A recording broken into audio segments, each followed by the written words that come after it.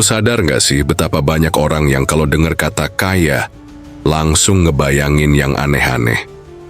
Duit numpuk, mobil 30 meter, rumah kayak Istana Sultan, baju brand luar negeri yang labelnya lebih mahal dari harga nasi Padang. Padahal, jadi kaya itu bukan soal gaya, bukan juga soal flexing di sosmed biar mantan nyesel. Kaya itu ibadah, tapi levelnya bukan yang biasa-biasa. Ini udah masuk zona sacred. Ibaratnya nih, kalau hidup adalah game, kaya itu bukan cuma dapat senjata legendaris, tapi udah unlock misi spiritual tingkat dewa. Sekarang bayangin lo ada di tengah gurun, haus, lapar, lemes, semua pada nyari oasis. Tapi lo punya akses ke sumber air segar, roti hangat, dan tempat teduh. Lo bisa bantu banyak orang bertahan hidup. Pertanyaannya sekarang, lo pilih jadi orang yang ngambil semua buat diri sendiri, atau lo bagi, terus ngajarin yang lain cara nemuin sumbernya juga? Nih, gua kasih clue. Harta itu kayak air di gurun. Lo boleh minum, boleh mandi, boleh bagi. Tapi kalau lo simpen semua, numpuk di botol, lo bakalan mati sendiri karena lo lupa minum. Tapi tahan dulu sebelum kita lanjut. Gue mau ucapin terima kasih dulu dong buat para pelanggan channel Hukum Semesta yang udah bikin channel ini makin waras di tengah dunia yang makin absurd ini. Lo semua adalah pejuang vibrasi rezeki sejati yang ngerti bahwa spiritual bukan berarti hidup susah terus. Allah tuh maha kaya, bukan maha miskin. Dan buat lo yang udah share video ini di grup-grup WhatsApp keluarga, grup alumni SMA yang isinya cuma kiriman hoax, sampai grup emak-emak arisan, makasih cuy. Lo udah jadi penyambung jalan rezeki, sekaligus penyelamat dari kemiskinan mindset berjamaah. Nah sekarang balik ke topik. Topik kali ini bukan sekedar ayo semangat biar kaya doang. Bukan motivasi receh dari influencer yang hidupnya udah dijamin trust fund. Kita bakal bedah tuntas. Kenapa jadi kaya itu bukan nafsu tapi justru bentuk ibadah paling legit. Dan bukan sembarang ibadah. Ini ibadah yang diiringi kesadaran, ilmu, dan adab spiritual tinggi. Kita bakal masuk ke ruang-ruang misterius di balik uang. Ngebedah sejarahnya, nyari makna terdalam, sampai ngebongkar ajaran-ajaran leluhur dan hukum semesta yang udah ribuan tahun ditelan bumi. Kita bakal ngomongin vibrasi rezeki, mentalitas keberlimpahan, dan kenapa banyak orang justru jatuh miskin bukan karena nasib, tapi karena mindset yang dicekoki rasa takut sama uang. Nih gua kasih kata-kata legend channel Hukum Semesta buat lo sekalian yang udah capek kerja keras, tapi nggak kunjung ngerasa cukup. Kalau lo nganggep uang itu kotor, jangan heran kalau hidup lo bersih dari rezeki. Makanya lo kudu nonton video ini sampai habis, karena setiap detiknya bakal ngasih lo perspektif baru tentang uang, kekayaan, dan ibadah. Bukan buat sekedar hidup enak, tapi buat hidup penuh makna. Yuk, mari kita mulai perjalanan spirit. Gue mau ngajak lo jalan-jalan dulu ke belakang. Bukan ke masa kecil lo yang dulu sering nyolong jajan di warung, tapi ke sejarah manusia. Lo tahu nggak? Zaman dulu, jadi kaya tuh bukan soal siapa yang punya rumah paling gede atau koleksi jam tangan paling mahal. Kekayaan itu identik dengan siapa yang paling banyak berbagi. Lihat aja para leluhur bangsa kita. Orang-orang tua dulu di Nusantara itu ngerti bener konsep rezeki itu buat dibagi, bukan ditimbun. Di Jawa, ada istilah sugih tanpa banda, kaya tanpa harta. Tapi bukan berarti mereka miskin. Mereka justru ngerti bahwa rezeki bukan soal angka di rekening, tapi soal kapasitas lo ngebawa manfaat buat sekeliling lo. Contoh paling epik, lihat Raja Salomo, atau kita kenal sebagai Nabi Sulaiman. Ini manusia paling kaya sepanjang sejarah, bukan karena kerja rodi tiap hari, tapi karena Allah kasih dia kekuasaan, hikmah, dan kekayaan. Karena dia bisa ngelola itu semua dengan kesadaran tinggi. Bahkan jin aja patuh sama dia. Tapi lo nggak pernah lihat dia flexing harta di depan Instagram. Maksud gue, di depan rakyatnya. Nabi Sulaiman ngerti bahwa jadi kaya itu bukan buat gaya, tapi tanggung jawab. satu level di atas takwa. Dan ini bukan dongeng, ini fakta sejarah yang disimpan rapi di kitab suci. Gua kasih contoh lain yang lebih dekat sama kehidupan lo. Lo pasti pernah lihat orang yang kerjanya keras banget, tiap hari kerja bagai kuda, tapi hidupnya begitu-begitu aja. Nggak naik level, nggak ada pertumbuhan. Bahkan kayak jalan di treadmill, capek tapi nggak maju-maju. Itu karena dia kejar kaya sebagai nafsu, bukan ibadah. Motivasinya mentok di gengsi. Padahal ketika lo geser motivasi lo dari pengen terlihat berhasil, jadi pengen hidup bermanfaat dan bener-bener dipakai sama Allah buat ngangkat derajat orang lain, lo bakal lihat keajaiban yang gila banget. Filsuf Muslim macam Al-Ghazali bahkan pernah bilang, rezeki yang paling tinggi adalah ketika Allah menjadikanmu jalan bagi rezeki orang lain. Ini bukan sekedar bijak-bijakan. Ini adalah arah kiblat kekayaan yang beneran luhur. Dan kalau kita buka kitab psikologi modern, ternyata ilmuwan sekarang juga baru nyadar.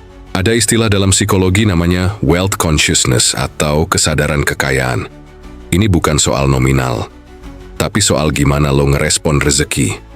Orang yang punya kesadaran ini tuh bisa nyerap peluang dari situasi paling kacau. Bahkan di tengah krisis dia tetap bisa tumbuh.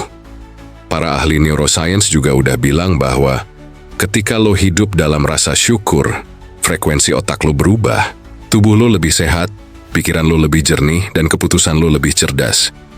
Bahkan mereka nemuin kalau otak manusia yang hidup dalam rasa berkecukupan tuh literally punya pola gelombang otak yang beda dari orang yang hidup dalam rasa takut kehilangan. Tapi tunggu dulu, jangan buru-buru teriak, gue juga pengen. Karena kekayaan sejati itu bukan soal lo dapet duit banyak dalam semalam. Tapi gimana lo bisa ngebangun ekosistem rezeki yang stabil, berkah, dan berdampak. Kayak cerita si Raffi, temen gue yang dulu waktu awal kerja cuman gaji pas-pasan. Tapi dia konsisten sedekah, bantuin orang, dan punya prinsip. Kalau gue punya lebih, berarti itu bukan buat gue doang. Sekarang usaha dia jalan, income-nya ngalir, dan yang lebih gila lagi, tiap bulan dia bisa bantu biaya sekolah belasan anak tanpa ngerasa tekor. Dan semua itu dia jalani bukan karena pengen dianggap dermawan. Tapi karena dia tahu, makin lo nempel ke Allah, makin dikasih akses ke pintu-pintu rejeki yang mustahil buat dijelasin logika manusia biasa. Nih gue kasih wejangan dari para leluhur Nusantara yang sampai sekarang masih relevan. Rejeki itu bukan di tanganmu, tapi di hatimu. Kalau hatimu sempit sebanyak apapun harta, lo bakal ngerasa miskin. Sekarang pertanyaannya, lo mau jadi kaya yang lahir dari nafsu? Atau mau jadi kaya yang muncul dari ibadah dan kesadaran? Oke, sekarang kita masuk ke bagian yang sering disalahpahami tapi juga paling powerful. Kalau lo bisa benar-benar paham, kenapa jadi kaya itu sebenarnya hukum semesta yang bisa lo pelajari dan terapkan. Bukan sekedar hoki apalagi warisan. Pertama, kita bahas dulu dari sudut paling mainstream, yaitu hukum tarik-menarik, atau dalam bahasa kerennya, Law of Attraction. Jadi gini, semesta itu kayak marketplace. Lo lempar energi, lo dapet respon. Lo kirim sinyal miskin, kayak ngeluh, iri, nyinyir, takut duit habis. Ya, yang nyangkut ke hidup lo juga energi miskin. Tapi kalau lo kirim sinyal yakin, tenang, cukup, dan gerak dengan rasa berkecukupan, semesta ngasih jalannya. Tapi ingat ya, ini bukan berarti lo bisa rebahan sambil ngafalin mantra aku kaya, terus besok bangun tiba-tiba rumah jadi 3 lantai. Nggak gitu bro, energi itu cuma pembuka gerbang. Setelah itu, lo harus gerak, konsisten, fokus, dan punya value. Gue kasih analogi, Law of Attraction itu kayak benih. Lo tanam niat, lo siram usaha, lo kasih cahaya ilmu, baru deh numbuh. Tapi kalau lo tanam, terus lo tinggal scroll TikTok seharian, ya yang numbuh paling juga jamur. Kedua, kita bahas hukum vibrasi. Nah ini cocok buat lo yang ngerasa, gue udah usaha, udah ngelakuin semuanya, tapi rejeki gue seret terus. Jawabannya satu, frekuensi lo nggak nyambung sama kekayaan. Ibarat radio. Lu pengen denger lagu jazz, tapi frekuensi lu masih muter di stasiun dangdut. Ya kagak nyambung lah. Rezeki itu punya frekuensinya sendiri. Kalau lu masih hidup dalam pola pikir kekurangan, rasa bersalah waktu dapat duit banyak, atau takut kelihatan sukses karena takut dijauhin temen, ya otomatis lo nyetel channel yang salah. Solusinya, upgrade vibrasi lo. Caranya, perbaiki dialog batin lo. Ucapin afirmasi yang bener-bener lo rasain. Jangan fake it till you make it, tapi faith it till you manifest it. Percaya sampai lu bener-bener nyatu sama vibrasi itu. Ketiga, hukum karma. Nih hukum yang paling sering disalahpahami. Banyak orang mikir karma itu cuman lu jahat, lu dapat balasan. Padahal nggak sesempit itu. Dalam konteks kekayaan, karma tuh bisa berarti apa yang lu tanam secara niat, energi, dan tindakan akan balik ke lo. Mungkin nggak hari ini, tapi pasti. Jadi kalau lu pengen rejeki ngalir deras, lu harus jadi pipa, bukan baskom. Jangan cuma nampung. Salurin, bantu orang lain, bikin solusi, ngasih nilai. Nah dari situ karma positif mulai muter. Dan lo tinggal nunggu waktu sampai air yang lo tuang balik lagi ke lo dengan tekanan yang lebih besar. Keempat, hukum ketertarikan sejati. Ini lebih halus dari law of attraction. Bukan cuma lo narik yang lo pikirin, tapi lo narik yang lo jadiin identitas. Lo mikir lo miskin, lo bilang lo miskin, lo merasa lo nggak layak, ya hidup lo bakal muter di situ terus. Tapi kalau lo udah embody peran orang kaya dalam makna spiritual, maka lo narik kondisi yang nyesuaiin dengan karakter lo yang baru. Misalnya lo ngelatih diri lo buat selalu jujur, adil, dan ngasih value lebih dari yang orang lain harapkan. Lo bakal mulai dikelilingi sama klien yang loyal, tim yang solid, dan peluang yang aneh tapi nyata. Terakhir, kita ngomongin hukum fokus. Simple banget. Energi lo ngikutin fokus lo. Lo mikirin hutang terus, yang muncul juga masalah. Tapi begitu lo ngelatih pikiran buat fokus ke peluang, ke solusi, ke nilai, lo mulai lihat hal-hal yang sebelumnya ketutupan kabut drama hidup lo. Ini kayak lo lagi nyari mobil baru. Begitu lo mutusin beli mobil warna merah, tiba-tiba lo ngerasa semua orang juga punya mobil merah. Padahal, mobil itu udah ada dari dulu. Otak lo aja baru nyadar karena fokus lo berubah. Nah, kayak juga gitu. Kesempatan udah ada dari dulu. Yang lo butuh bukan kerja lebih keras, tapi sadar lebih tajam dan fokus yang lebih terarah. Nih gue kasih kata-kata sakral channel hukum semesta buat lo renungin. Lo nggak ditolak sama kekayaan. Lo cuman belum pantes buat narik dia. Tapi kabar baiknya, kepantasan itu bisa lo bangun dari sekarang. Lo tinggal pilih, mau tetap jadi korban keadaan, atau mau jadi magnet rejeki. Nah, sekarang kita masuk ke bagian yang jarang disentuh. Ini wilayahnya para spiritual warrior. Wilayah di mana hukum-hukum semesta yang nggak kelihatan di buku motivasi murahan nongol satu persatu. Sini gue bisikin, kayak itu nggak cukup cuma pakai hukum-hukum mainstream tadi. Lo perlu nyentuh lapisan yang lebih dalam. Lapisan halus yang sering dilewatkan karena kebanyakan orang sibuk ngejar hasil, bukan ngejaga fondasi energi. Pertama, kita bahas hukum resonansi. Ibaratnya gini, lo itu kayak alat musik. Kalau hati dan pikiran lo nyetel ke frekuensi yang selaras sama niat baik, lo bakal mulai ngeresonansi sama peluang yang bawa lo ke arah itu.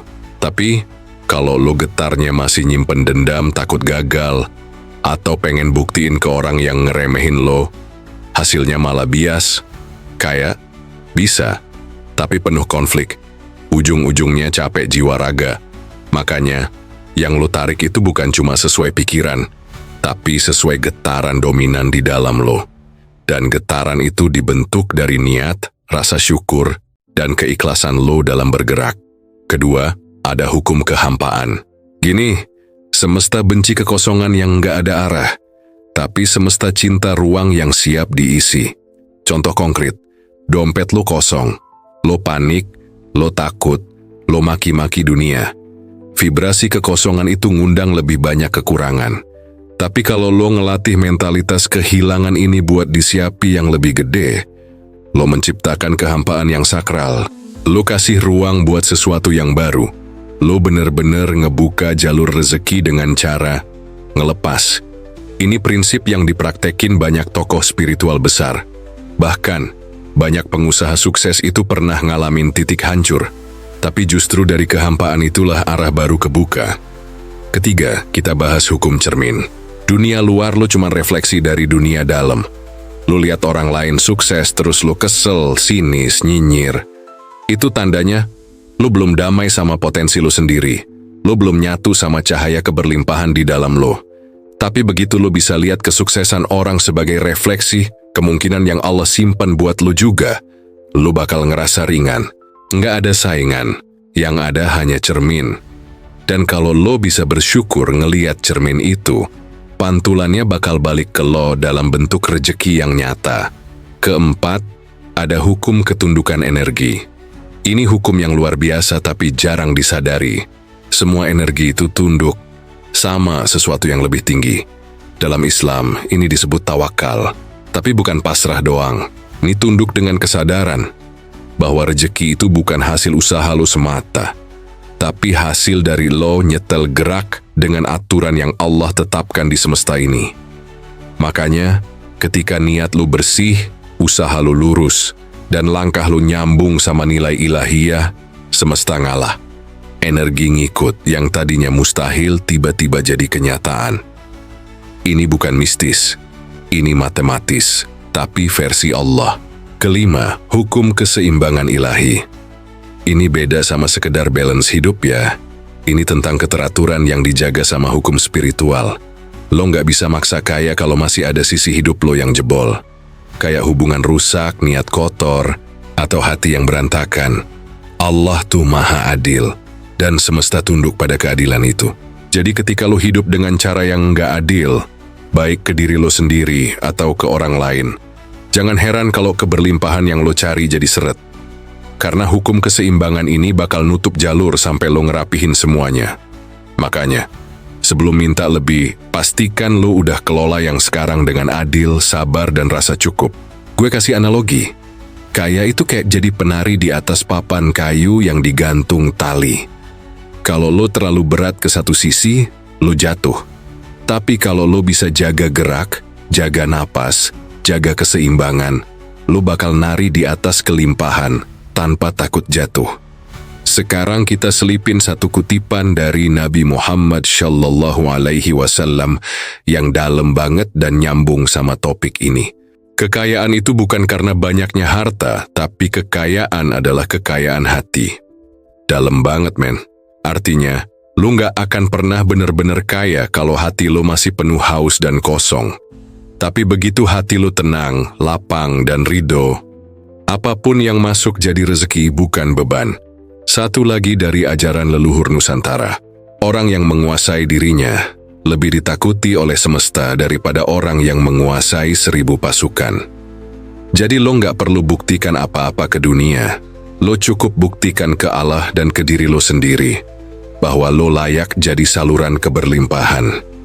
Nih, gue tutup bagian ini dengan kata sakral channel hukum semesta. Jangan cuma ngelamar kerja di bumi, lamar juga posisi lo di langit.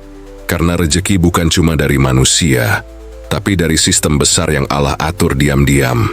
Nah, sekarang kita masuk ke bagian yang jarang disentuh.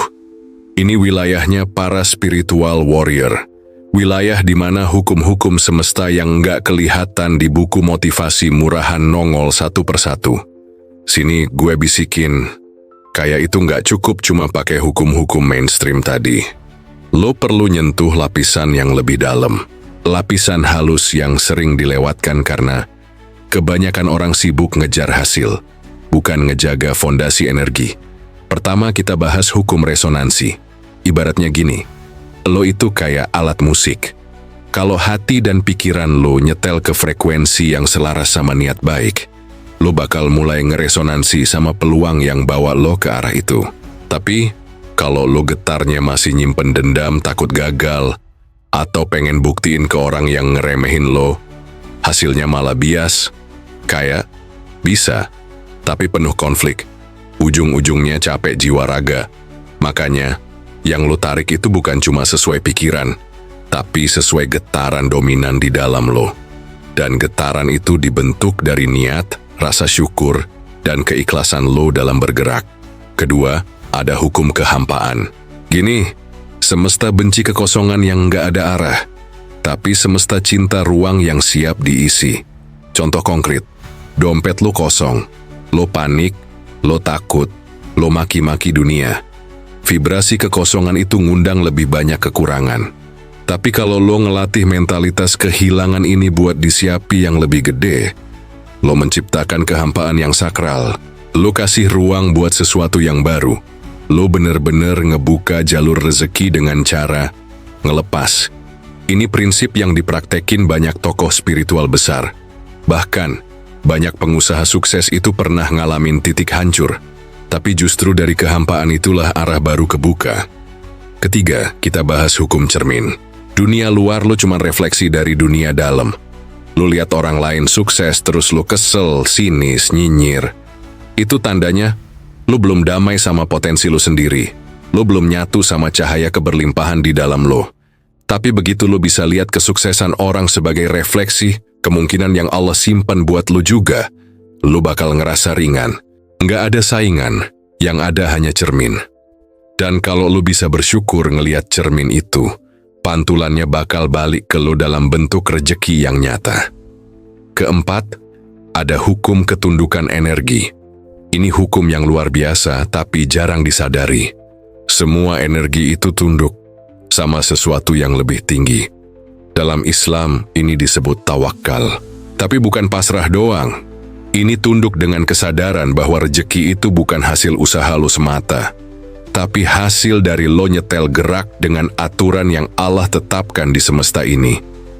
Makanya, ketika niat lo bersih, usaha lo lurus, dan langkah lo nyambung sama nilai ilahiyah, semesta ngalah, energi ngikut. Yang tadinya mustahil, tiba-tiba jadi kenyataan. Ini bukan mistis, ini matematis tapi versi Allah. Kelima, hukum keseimbangan ilahi. Ini beda sama sekedar balance hidup ya. Ini tentang keteraturan yang dijaga sama hukum spiritual. Lo nggak bisa maksa kaya kalau masih ada sisi hidup lo yang jebol. Kayak hubungan rusak, niat kotor, atau hati yang berantakan. Allah tuh maha adil. Dan semesta tunduk pada keadilan itu. Jadi ketika lo hidup dengan cara yang nggak adil, baik ke diri lo sendiri atau ke orang lain, jangan heran kalau keberlimpahan yang lo cari jadi seret. Karena hukum keseimbangan ini bakal nutup jalur sampai lo ngerapihin semuanya. Makanya, sebelum minta lebih, pastikan lo udah kelola yang sekarang dengan adil, sabar, dan rasa cukup. Gue kasih analogi. Kaya itu kayak jadi penari di atas papan kayu yang digantung tali. Kalau lo terlalu berat ke satu sisi, lo jatuh.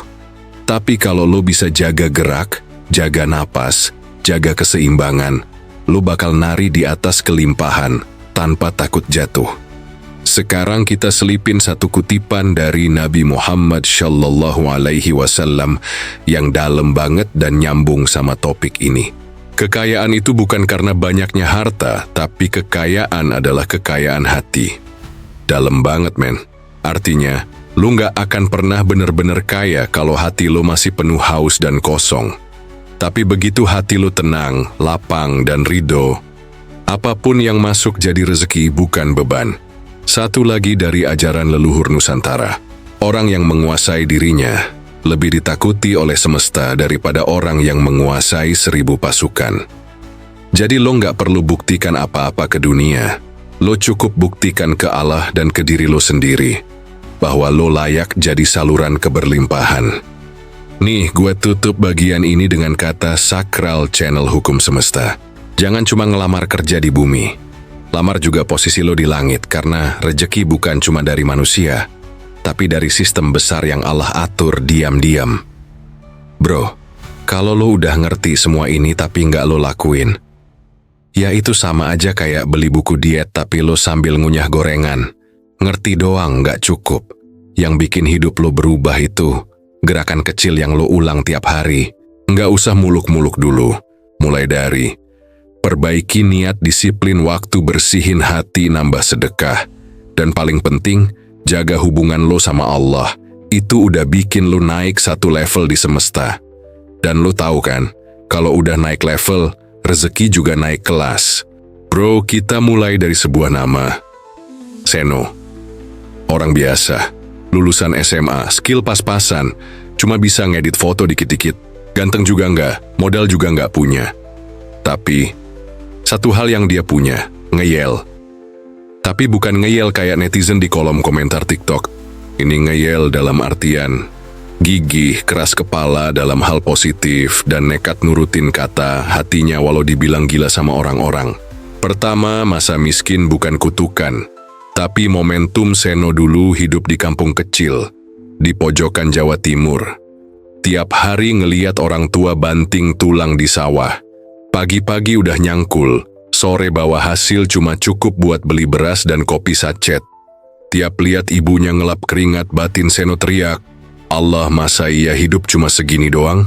Dia nggak marah sama takdir, tapi dia juga nggak nerima pasrah kayak zombie. Dia mikir, oke, gue miskin, tapi ini bukan akhir cerita, ini titik start. Kedua, buka pintu langit. Sebelum ketok pintu, peluang Seno mulai bangun sebelum subuh, sholat tahajud. Awalnya kaku, males, ngantuk, tapi dia nekat, dia bilang ke Allah, Ya Allah, kalau engkau kasih jalan, gue siap nurut. Asal jangan biarin gue jadi sampah di dunia ini. Nggak lama, ada temennya nawarin, No, bantuin gue dong upload produk di marketplace, lu kan jago komputer dikit-dikit. Dibayar berapa? Tersenrasa yoi, gratisan. Tapi Seno ambil. Dia bilang, gue nggak cari duit sekarang. Gue cari ilmu dulu. Ini nih, mentalitas yang udah langka. Kebanyakan orang sekarang maunya langsung cuan, langsung hasil, langsung viral. Padahal, hukum semesta itu jelas, lo harus layak dulu baru layak dapet. Ketiga, konsisten di jalan yang nggak disorot kamera. Seno bantuin temennya upload produk tiap malam, jam 10 sampai jam 2 pagi. Nggak ada yang tahu, nggak ada yang puji, tapi dia nikmatin. Dia belajar gimana bikin judul produk yang menarik, gimana riset kompetitor, gimana ngatur harga, diskon, sampai ngebales chat customer. Ilmu gratis, tapi nilainya miliaran. Dan lu tahu apa yang terjadi? 3 bulan kemudian toko online itu laris. Temennya kewalahan. Seno dikasih akses admin, gajian. Dikit banget. Tapi dia nggak protes. Dia cuma bilang, gue nggak kerja buat lu. Gue kerja buat masa depan gue. Gokil nggak tuh mindsetnya? Keempat, ketika semesta. Nyadar lo udah siap, tiba-tiba jalan dibukain. Gara-gara aktif upload produk tiap hari, Seno jadi tahu supplier mana yang murah, mana yang bohong, mana yang slow respon. Dia bikin spreadsheet, catat semua. Sampai akhirnya dia bilang, kalau mereka bisa jualan, kenapa gua nggak buka sendiri? Dia bikin akun toko sendiri, namanya Sahabat Dapur Murah. Nggak ada modal, dia dropship. Foto dari supplier, upload ke tokonya. Barang dikirim langsung dari gudang supplier, dia tinggal markup dan kasih pelayanan terbaik. Order pertama, 3 hari baru masuk. Order kedua, seminggu kemudian. Order ketiga, 2 hari. Order keempat, sehari 2. Terus naik. Dan lo tahu kenapa? Karena dia konsisten nambah kualitas, bukan nambah gaya. Kelima, ujian dateng bukan buat ngehancurin, tapi buat naikin kelas setahun kemudian. Tokonya rame, orderan 100-an per hari. Dia udah bisa beli HP baru buat ibunya, bantuin biaya sekolah adiknya, dan dia nolak pinjaman dari rentenir yang dulu pernah ngetawain dia. Tapi Allah nggak tinggalin dia di zona nyaman. Tiba-tiba tokonya kena ban. Platform nge-flag karena ada masalah di deskripsi produk. Semua hilang. Testimoni hilang, rating hilang, penghasilan hilang. Seno bengong, tapi dia nggak nyalahin siapa-siapa. Dia ambil wudhu, syalat, nangis. Dia bilang, Ya Allah, kalau ini caramu ngajarin gue naik kelas, gue ikhlas, tapi tolong bimbing gue. Dan lu tahu, sepekan kemudian, salah satu supplier yang dulu dia bantu nawarin, No, gabung aja sama tim marketing gue, gedein bareng. Gue butuh orang kayak lo. Sekarang Seno bukan cuma pegang 1 toko, tapi megang 7 brand dan jadi konsultan buat UMKM lokal di daerahnya. Analogi, hukum semesta. Itu kayak tanam pohon, bro. Hidup itu kayak nanam pohon. Lo tanam biji hari ini, terus lo siram, rawat, pupuk. Tiap hari dateng, lo lihat tanahnya. Awalnya nggak ada apa-apa, sunyi, gersang. Tapi lo terus siram, lo terus doain, lo terus jaga. Dan suatu hari semuncul tunas. Nah, orang gagal tuh yang gini. Baru seminggu siram udah bilang, kok belum tumbuh sih? Terus besoknya, tanahnya digali, bijinya dicek, udah busuk. Kenapa? Karena nggak sabaran. Sementara orang yang ngerti hukum semesta, dia tahu, yang penting gua rawat, tumbuhnya urusan Allah. Dan ketika pohon itu akhirnya berbuah, satu biji jadi ribuan. Lo nggak cuma makan sendiri, tapi bisa bagi hasil ke keluarga, tetangga, dan orang yang dulu ngeremehin lo. Itu rezeki berkah. Lo lihat kan dari cerita Seno, dia bukan orang hebat, tapi dia punya kemauan keras buat jadi orang yang layak. Dia nggak nunggu sempurna baru mulai, tapi mulai dulu baru belajar sepanjang jalan. Dia nggak nyari pujian, tapi nyari ridho dari Allah lewat kontribusinya. Dia juga ngelewatin jatuh bangun, tapi setiap jatuh, dia bukannya nyalahin nasib, tapi dia malah naik satu level. Dan yang paling penting, Seno nunjukin satu hal, rezeki itu bukan lo kejar, tapi lo jadiin diri lo magnetnya. Lo layak, lo pantes, baru rezeki datang sendiri. Gimana? Kena? Kalau lo sekarang lagi ngerasa stuck, miskin, bingung, coba lihat diri lo sekarang kayak benih. Tugas lo cuma satu, tumbuh. Masalah, hujan, angin, semuanya cuma pelengkap biar lo jadi kuat. Lo masih di sini, gila, berarti lo bukan penonton kaleng-kaleng. Lo tipe yang haus makna, bukan cuma haus saldo. Dan karena lo udah ngunyah seluruh narasi dari awal, sekarang waktunya kita rangkum semua yang tadi udah kita obrolin. Tapi nggak kayak makalah kampus yang bikin ngantuk. Ya, ini ringkasan model tongkrongan sakral aja. Pertama, kita bahas dulu bahwa banyak orang nganggep kaya itu setan. Padahal yang sesat bukan kayanya, tapi mindset miskinnya yang nempel kayak lintah di otak. Harta itu alat, bro. Kalau lo ngerti arah, dia bantu. Tapi kalau lo kagak ngerti arah, ya lo tenggelam sama gaya. Kedua, kita bongkar sejarah. Dari para wali, raja, sampai tokoh-tokoh besar. Mereka nggak ngemis hidup sederhana demi dipuji. Mereka sadar, kaya itu alat dakwah, alat pengaruh, alat perubahan. Dan mereka nggak malu sama keberlimpahan. Karena mereka tahu, rezeki itu milik Allah, tinggal lu siap atau kagak. Ketiga, hukum semesta kayak hukum vibrasi, hukum tarik-menarik, dan resonansi kita cerna bareng. Kita jabarin gimana frekuensi hati lu tuh kayak siaran radio. Lu pasang sinyal miskin, ya hidup lu nyangkut di stasiun kesusahan. Lu naikkan frekuensi keberlimpahan, tapi tanpa nafsu. Barulah pintu langit terbuka pelan-pelan. Keempat, kita kupas hukum-hukum semesta langka yang gak pernah masuk kajian mainstream. Ada hukum kehampaan yang ngajarin lo buat kosongin ego. Ada hukum keseimbangan yang bilang lo gak bisa dapet kalau masih nahan. Ini bukan teori bintang jatuh. Ini realitas energi yang saling tarik. Kelima, kita kasih langkah konkret. Bukan motivasi tanpa tulang, tapi strategi bertindak. Mulai dari bersih-bersih vibrasi, naikin syukur, sampai ngelatih tangan memberi. Karena kalau lo masih pelit, ya berarti lo belum percaya sama supply dari Allah. Sesederhana itu. Nah, sekarang nih gua kasih kata-kata sakral channel hukum semesta buat lo sekalian yang ngerasa udah move dari drama hidup. Rezeki itu bukan soal seberapa keras lo kerja, tapi seberapa bersih lo nerima. Semakin bersih batin lo, makin deras aliran dari Allah. Itu bukan kutipan Mario Bros. Itu hasil kontemplasi dari ribuan kali jatuh, ribuan kali bangkit, dan akhirnya ngerti bahwa kaya itu bukan soal ego, tapi ibadah level tinggi. Gue tahu banyak dari lo yang lagi ngejar stabilitas finansial. Ada yang lagi usaha kecil-kecilan, ada yang lagi dorong karir. Ada juga yang masih muter-muter kayak rel kereta nyari makna hidup. Tapi satu hal yang wajib lo pegang, keberlimpahan itu bukan cuma soal duit. Itu soal rasa cukup, soal damai, soal bisa ngasih, bukan cuma nyari. Ketika hidup lo udah nggak dikejar-kejar hasrat buat tampil, buat buktiin, buat nyenengin orang lain, dan lo bisa tenang meski saldo naik turun, nah, di titik itu lo udah naik kelas. Bukan cuma kaya, tapi merdeka. Dan kemerdekaan itu nggak bisa dibeli pakai receh, tapi bisa lo bangun pelan-pelan, dari dalam.